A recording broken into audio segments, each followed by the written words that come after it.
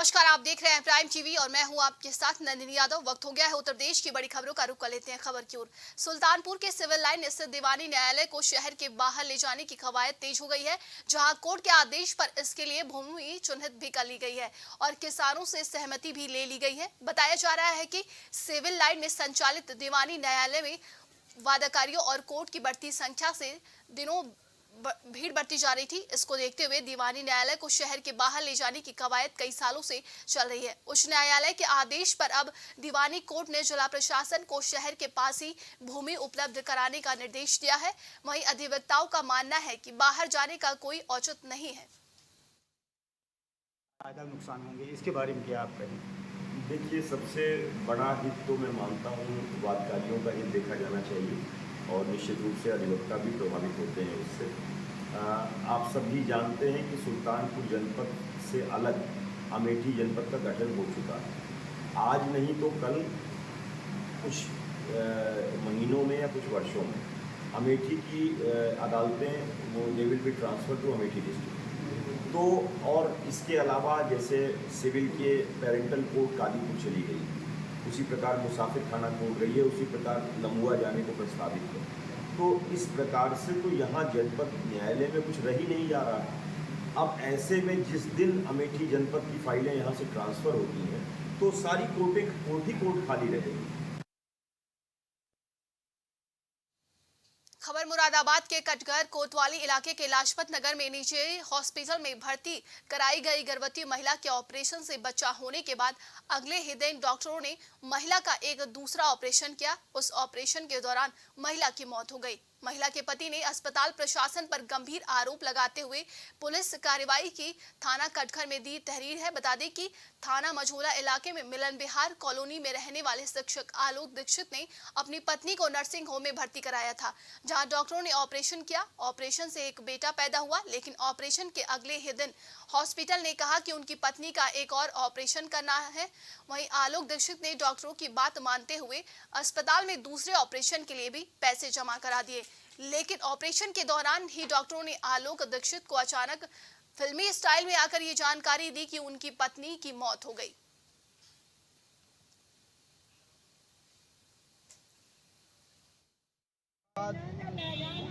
एक डेढ़ घंटे बाद मतलब प्रॉब्लम जैसी हो रही थी उसे, तो इन्हें बताया तो ये इंजेक्शन लगा देते थे उसके। वो बार बार बताती कि दर्द हो रहा है तो ये इंजेक्शन लगा देते थे। और फिर 1:30 बजे से उसे पेशाब ही नहीं आई।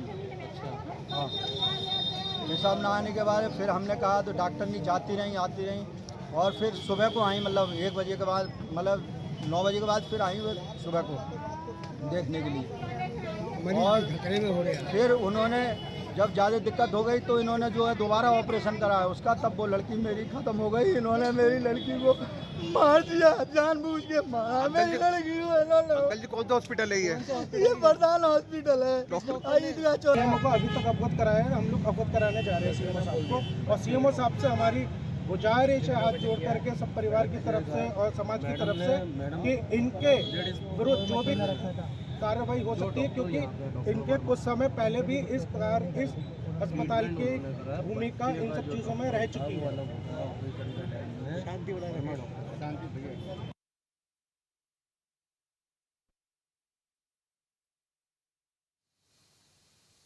उत्तर प्रदेश की योगी सरकार में माफियाओं और अपराधियों के खिलाफ बुलडोजर कार्रवाई तेजी के साथ जारी है। ताजा मामला उन्नाव जिला का है, जहां माफिया पर जिला प्रशासन और पुलिस का हंटर चला है। भू माफिया व गैंगस्टर के अभियुक्त पर डीएम ने शिकंजा कसते हुए बड़ी कार्रवाई की है। डीएम अपूर्वा दुबे के आदेश पर 15 करोड़ से ज्यादा की चल अचल संपत्ति कुर्क की गई।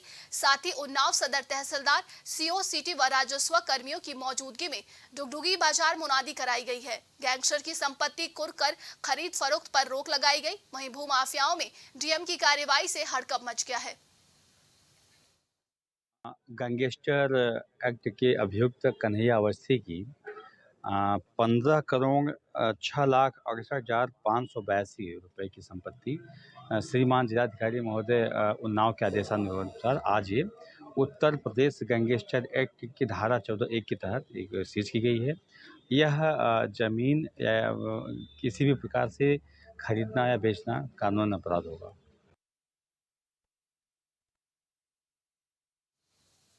खबर उन्नाव से है, जहां लगातार हो रहे मार्ग दुर्घटनाओं को लेकर सड़क सुरक्षा पखवाड़ा 15 दिन तक चलाया गया है, जिससे लोगों को सड़क सुरक्षा के प्रति जागरूक किया जा सके।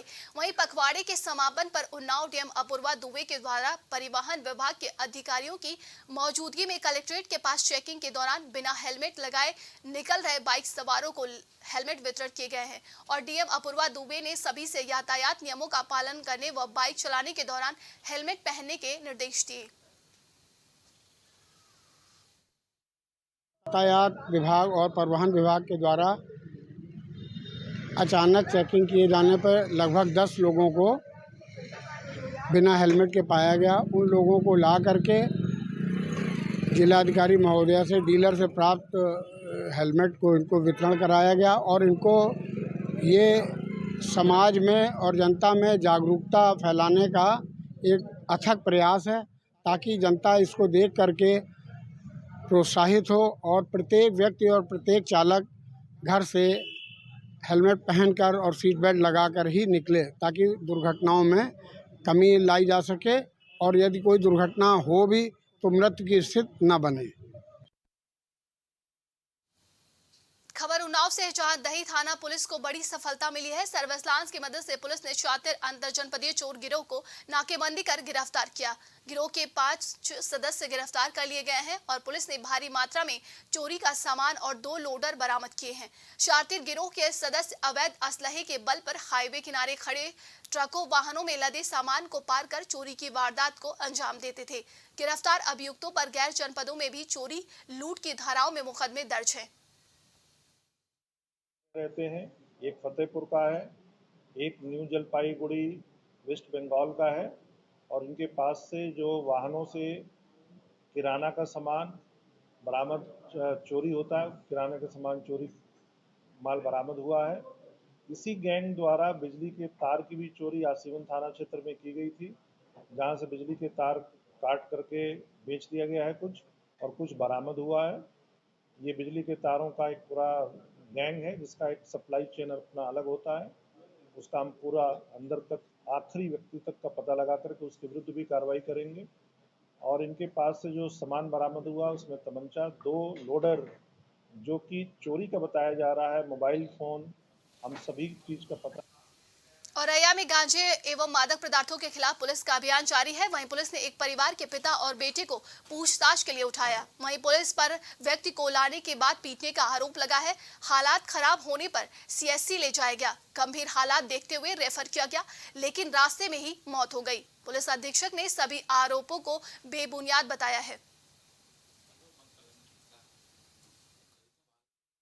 और आज सुबह थाने पर सूचना मिली कि मुन्नू माली की आज किन्हीं कारणों से मृत्यु हो गई है, जिसमें मीडिया के माध्यम से, सोशल मीडिया के माध्यम से कुछ कस्टोडियल टॉर्चर के आरोप लगाए जा रहे थे, जिसमें सीओ बिदुना से जांच कराई गई। उन्होंने स्वयं मौके पर जाकर लोगों से पूछताछ की और सभी तथ्यों का परीक्षण किया। तो उनके द्वारा बताया गया कि मुन्नू माली और उनके बेटे को 17-19 पर 5:19 शाम को थाने पूछताछ हेतु लाया गया था, जिसके बाद 17:54 पर ये पिता, पुत्र और उनकी पत्नी तीनों लोग थाने से सकुशल चले गए।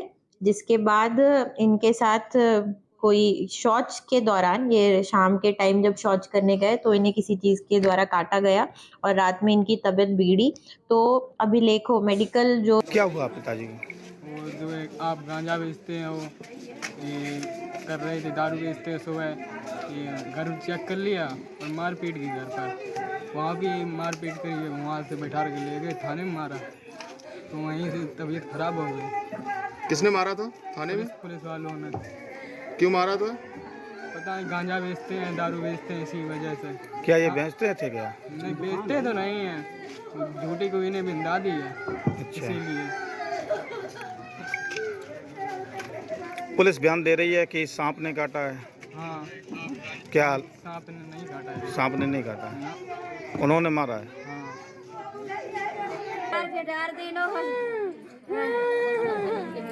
पुलिस का कहना है कि सांप ने काटा है। नहीं काटा है। आरोप लगा रही है कि गांजा था, ऐसा कुछ है क्या? कुछ नहीं है। जौन बेचता है उसको कुछ कोई नहीं करता है। जो गरीब आदमी को पेट पालते ठेली लगा घर देखो 10-10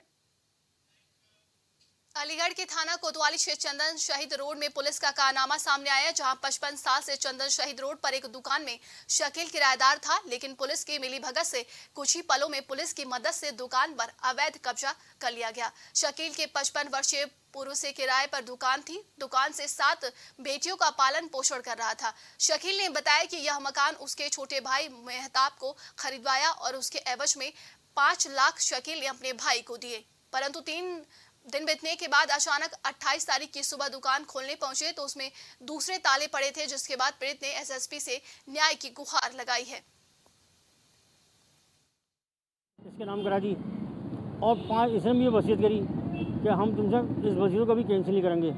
और मेरे पापा ने मोहम्मद यामीन जर्रा ने 5 लाख रुपए दे के से एक कराई, इससे तहरीर स्टाम्प पर पक्की तहरीर रजिस्टर्ड तहरीर कराई कि साहब मैं तुम्हें किराया माफ़ करता हूँ। अब इसने मेरे वाली साहब की जाली साइन बना के ये कैसे भी पुलिस को दे दिया और पुलिस ने इसका सहयोग कर रही है। इन्हें मेरी दुकान के ताले तोड़, मेरे अंदर की दीवार तोड़कर, मेरी दुकान की अंदर की पीछे की दीवार तोड़कर, शटर लॉक काट के इन्हें अपने ताले मेरे कोई ताले डाल के खोलते हुए और अपने ताले डालते हुए बनाते हुए मूवी बना दी। जब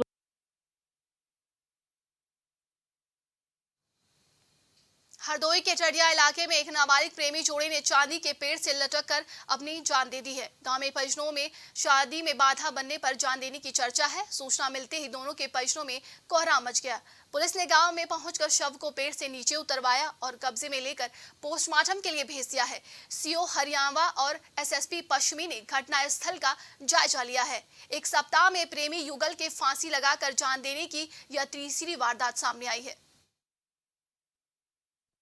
ये ग्राम दिव्या फतेहपुर थाना क्षेत्र टड़ियावा में 2 प्रेमी युगल ने चीबिल के पेड़ से फांसी लगाकर आत्महत्या कर ली है और इसमें परिजनों से तहरीर प्राप्त करके पोस्टमार्टम कराया जा रहा है। पोस्टमार्टम बाद ही इसमें आवश्यक विधिक कार्रवाई की जाएगी।